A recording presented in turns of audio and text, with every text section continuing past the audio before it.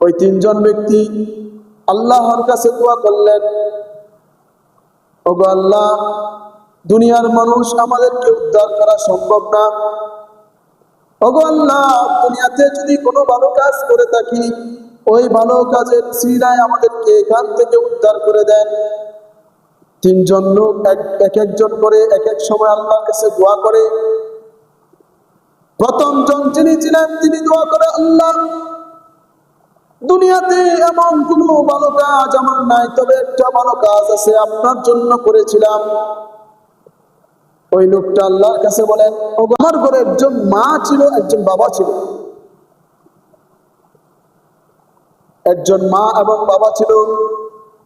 আমি যখন দুধ দোয়াইতাম গরু থেকে বা উট থেকে, দুধ দোয়ানোর পর আমার পরিবারকে দেওয়ার আগে আমি সবসময় আমার মা বাবাকে আগে দিতাম। আমার পরিবারকে দেওয়ার আগে এই দুধটা সবসময় আমার মা বাবাকে দিতাম। আমার মা বাবাকে কি করতাম? দিতাম। ভালো করে বুঝবেন যে আমার পরিবার বলতে আমার স্ত্রী সন্তানকে দেওয়ার আগে আমি আমার মা বাবাকে দিতাম আগে। একদিন আমি সফরে চলে গেলাম, আসতে অনেক দেরি হয়েছে, রাত অনেক গভীর হয়ে গেছে। আমি এসে দেখলাম আমার মা বাবা ঘুমিয়ে গেছে, কিন্তু আমি প্রতিদিন এই আমলটা করতাম যে আমার মা বাবা আগে দুধ খাবে, তারপর আমরা খাবো। কিন্তু মা তো ঘুমিয়ে গেছে, বাবা ঘুমিয়ে গেছে। আমি রাতের বেলা আমার হাতের মধ্যে পেয়ালাটা হাতে রেখে সারা রাত আমি সেখানে দাঁড়িয়েছিলাম। আমার মা আমার বাবা যখন ঘুম থেকে উঠলেন, ওঠার পর দুধটা খাওয়াইলাম, তার খাওয়ানোর পর তারপর আমি ঘরে গেলাম, তারপর আমার পরিবারকে খাওয়াইলাম। ওগো আল্লাহ, এই যে মা বাবার খেদমত করলাম, আমার দুধটা সবসময় আমার মা বাবাকে খাওয়াইতাম, সেটা একমাত্র আপনার জন্য করতাম। কার জন্য? আল্লাহর জন্য। কার জন্য করতাম?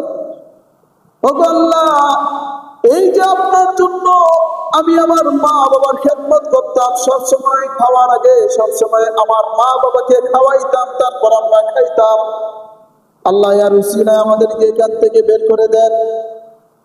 হঠাৎ করে আল্লাহ রাব্বুল আলামিন কুদরতিভাবে পাথরটা সরায় দিয়েছেন, সামান্য, বেশি না, ফাঁক দিয়ে শুধুমাত্র কিছুটা আলো বাতাস আসে, এরকম ভাবে এই ফাঁক দিয়ে বের হওয়া সম্ভব না।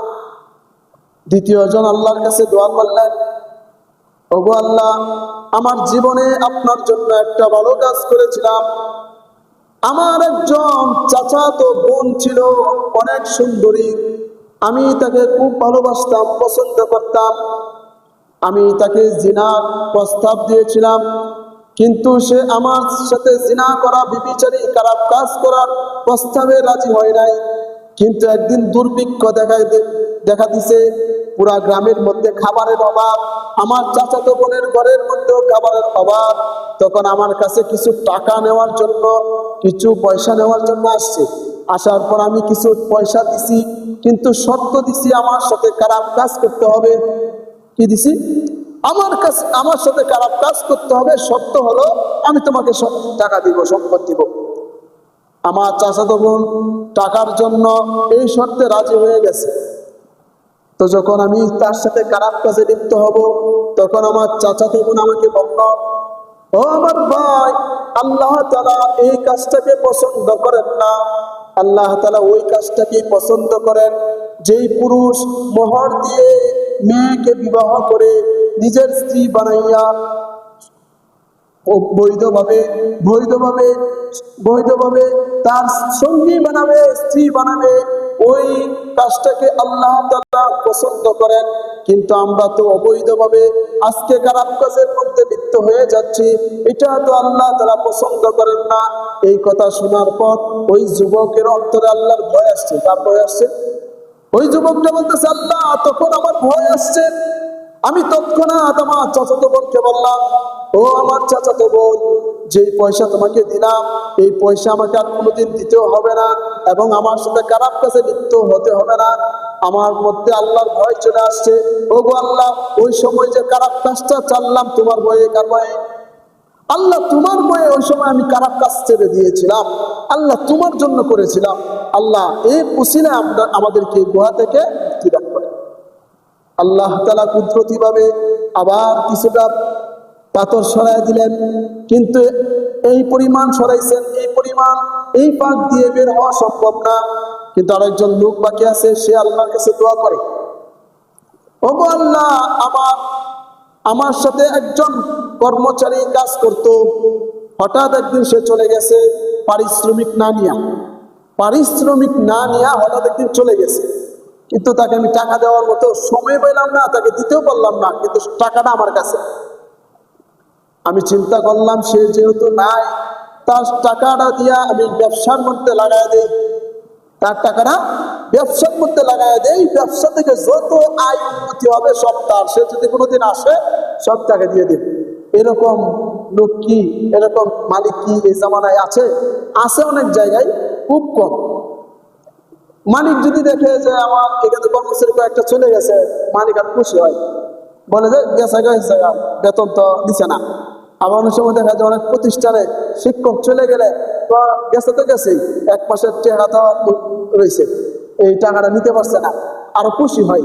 কিন্তু তিনি বলেন আমি আমার কর্মচারীর টাকাটা দিয়া ব্যবসা করেছি, ব্যবসা করার পর অনেক সম্পদ হয়েছে। একদিন সে আসছে, আসার পর বলতেছে আমার পারিশ্রমিকের টাকাটা আপনি দেন। আমি আমার কর্মচারীকে নিয়ে গেলাম এক মরুভূমির জায়গার মধ্যে, যাই বললাম এই যে যা কিছু আছে সব তোমার।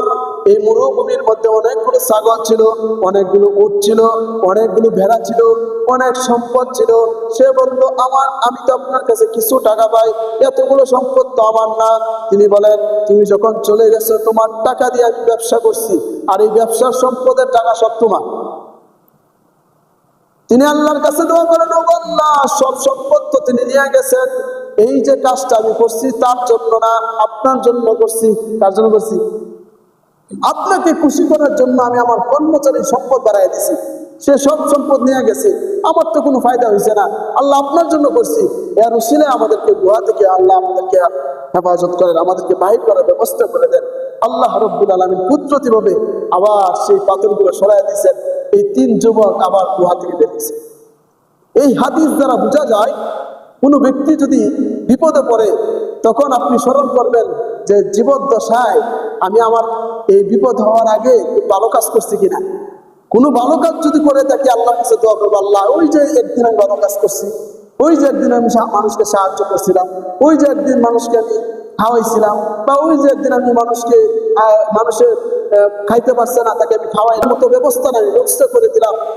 এরকম যদি আমি কাজ করে থাকি ভালো কাজ, এর উসিলা আল্লাহর কাছে দোয়া করবেন, আল্লাহ তাআলা বিপদ থেকে কি করবেন, আল্লাহ তাআলা হেফাজত।